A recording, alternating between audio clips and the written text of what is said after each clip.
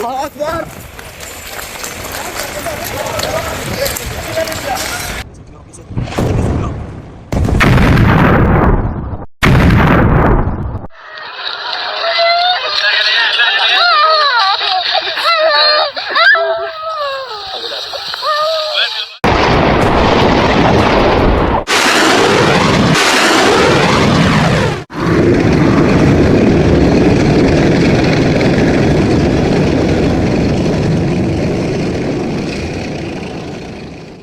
Pada tahun 1897, Theodor Herzl memimpin Kongres Zionis pertama, sebuah langkah awal bagi impian lama mendirikan negara Yahudi di Palestina.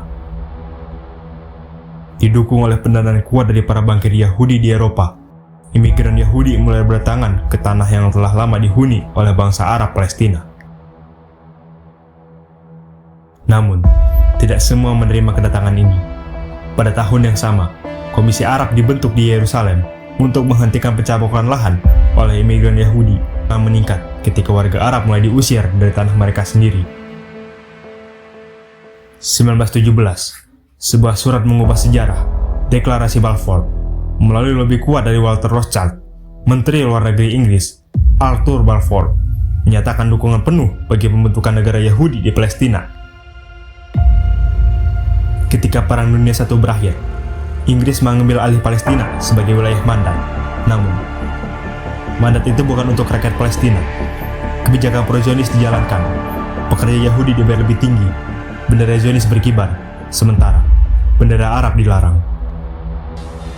1947, PBB mengeluarkan resolusi sepihak membagi Palestina menjadi dua negara tanpa persetujuan rakyat Palestina.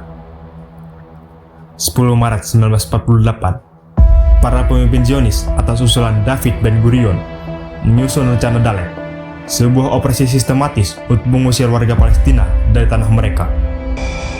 Operasi itu akhirnya menjadi malapetaka dan dikenal dengan nama Nakba. Sekitar 800.000 warga Palestina diusir dari rumah mereka. Mereka tersebar ke Gaza, tepi barat, Lebanon, Suriah, Mesir, dan menjadi pengungsi di tanah yang asing. Palestina mencoba bangkit.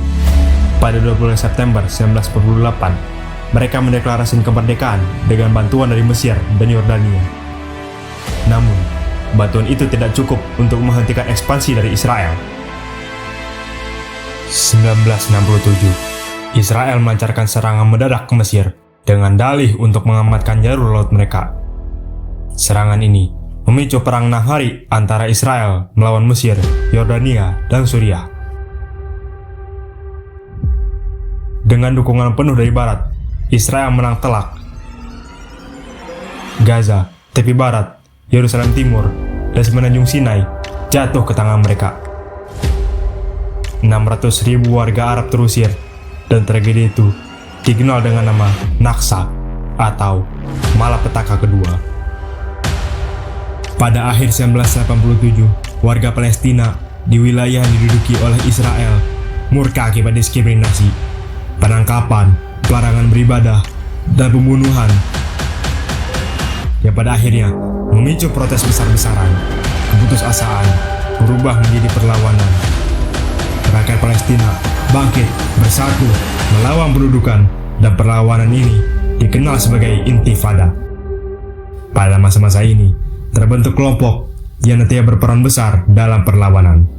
Dari perlawanan ini, lahirlah Hamas, sebuah gerakan nasionalis Islam Sunni yang didirikan oleh Syekh Ahmad Yasin dengan tujuan untuk menentang penjajahan Zionis. 1995, harapan muncul. Perjanjian damai ditekan, entitas Palestina diberikan otonomi terbatas. Meski masih merugikan pihak Palestina, ini sudah cukup untuk meringankan penderitaan mereka. Tapi, damai hanyalah ilusi.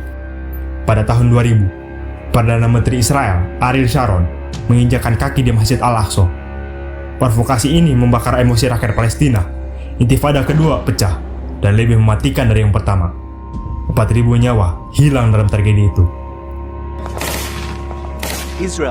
Tahun 2008, pasukan Israel menyerang sejumlah pos dan terowongan di Gaza. Hamas yang menilai serangan itu sebagai pelanggaran membalas dengan tembakan roket. Hal itu kemudian meledak jadi konflik terbuka saat Israel melancarkan operasi Castle di Gaza.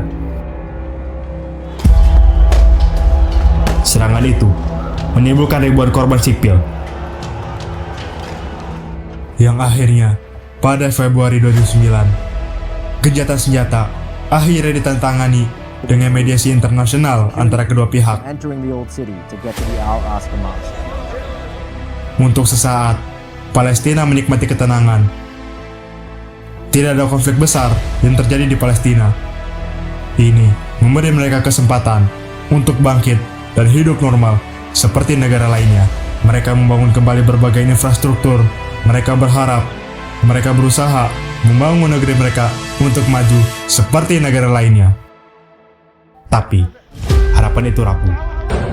November 2022, pemukim ilegal Yahudi melakukan provokasi di Masjid Al-Aqsa. Dan mereka juga menyerbu rumah-rumah warga di tepi barat. Kejadian itu menyebabkan ratusan warga Palestina tewas. 7 Oktober 2003, Hamas menyerang Israel. 1.200 orang tewas. Dunia terhenyak dalam hitungan jam. Perang pun pecah. Israel kemudian membalas serangan itu dengan dalih untuk membela diri. Tapi kali ini berbeda. Yang dilakukan Israel bukanlah perang. Ini adalah genosida.